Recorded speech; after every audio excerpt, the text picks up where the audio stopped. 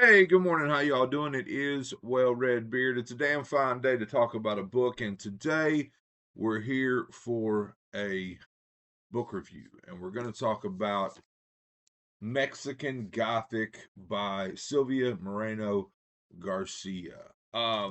So this book hit the shelves slash Twitter conversations a few years ago. When did it come out? It came out in 2020, so right during the pandemic. I mean, it was all over the place. At least I remember it that way. I kind of wanted to read it then, but I didn't. And since then, I've had multiple copies come across my desk and haven't read them and whatever. And so I picked it up on a whim towards the end of last month and got into it and read it. And I didn't love this book, and maybe it's because of I don't know.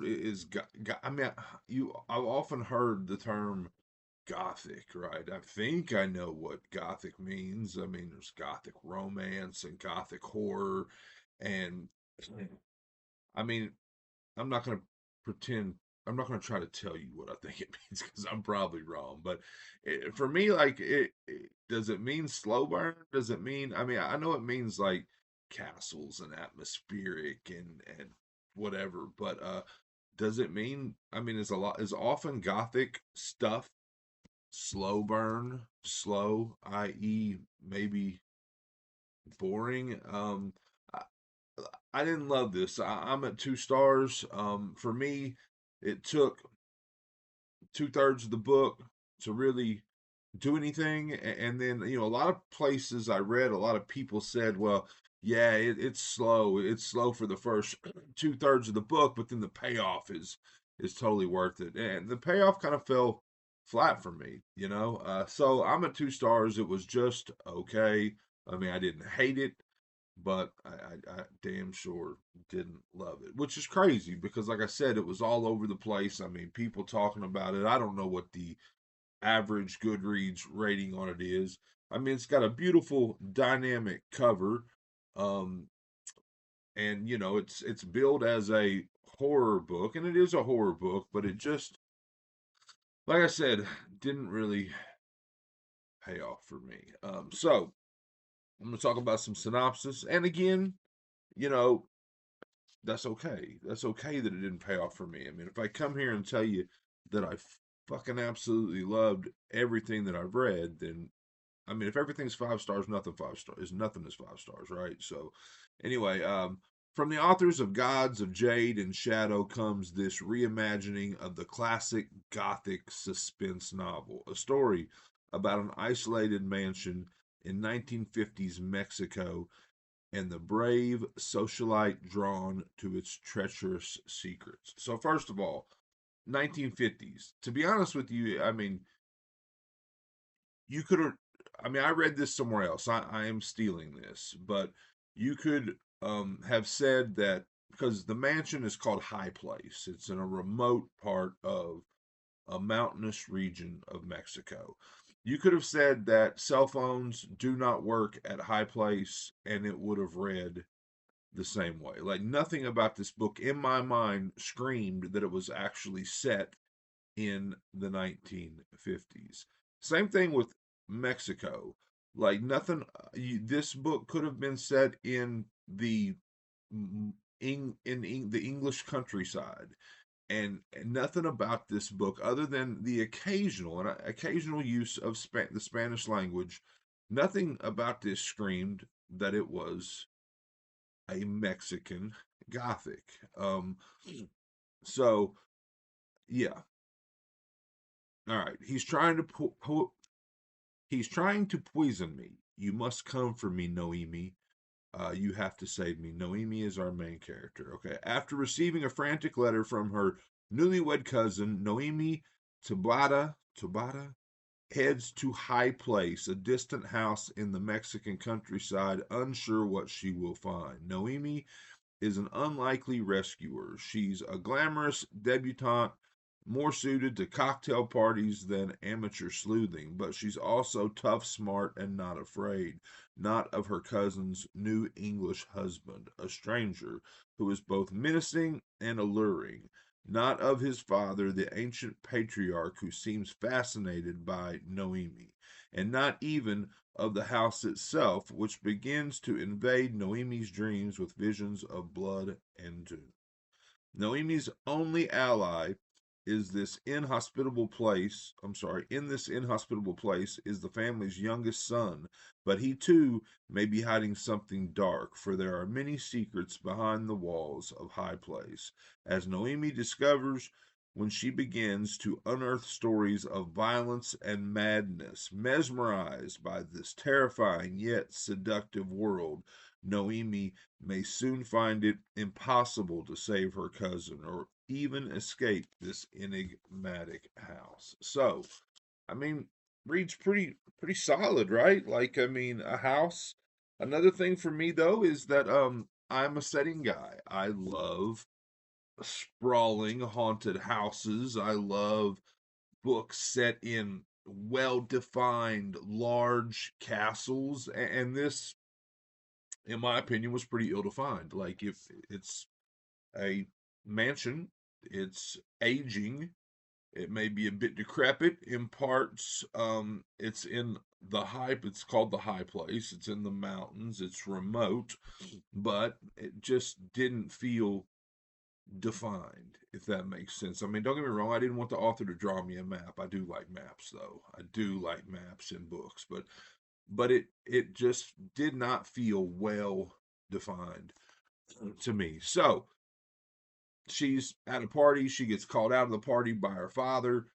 Hey, your cousin sent this letter. Might be in trouble. I think they're poisoning me, and this place is haunted. All right, cool, right? And so she goes by herself with no other help. I mean, father doesn't send. I mean, look, not that she couldn't be a completely capable heroine, but she's a socialite, right? Like a rich socialite. Father didn't send one of the bodyguards didn't send the muscle. She just goes to this remote place alone.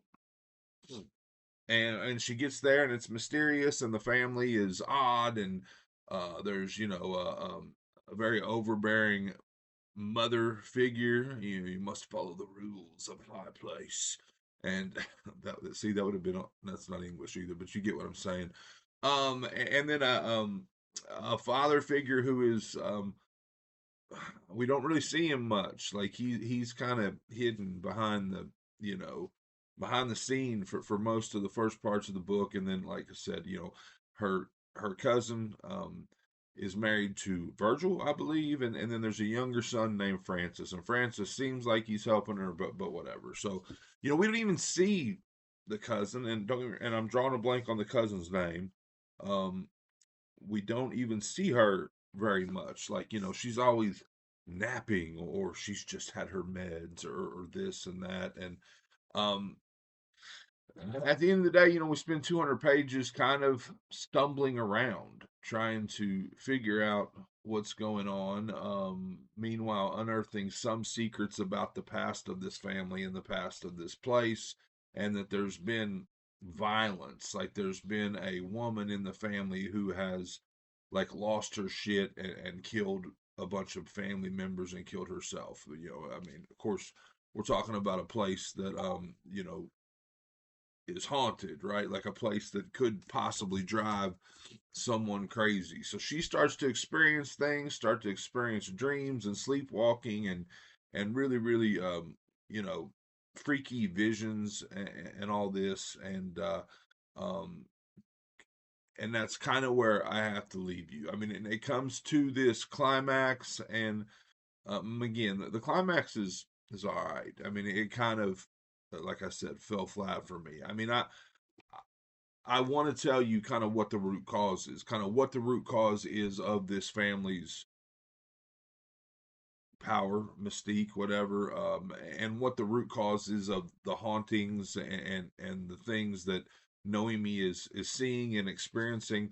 But in order to do so, I'd have to give away pretty much the entire plot of the book. I mean, I will say it's a little bit different, right? Like it's not just a haunted house or whatever. But yeah, I just didn't love it, and I kind of wanted to. That's the other thing, right? Like this book, again, beautiful dynamic cover. I had seen it everywhere, so in my mind, there was some hype. Now I knew Mexican Gothic. I mean, I knew it probably wasn't going to be up my particular horror alley, but I thought it would be like great. Now, I mean, I've heard this compared to Rebecca by Du Maurier and other like gothic horror greats, and I can't speak on that because to be honest with you, I haven't read Rebecca yet. It's on the list, but some people, because I did go out to Goodreads and I read a few 5-star reviews and then I read a few 1-star reviews. Some people said that it's absolutely crazy that this book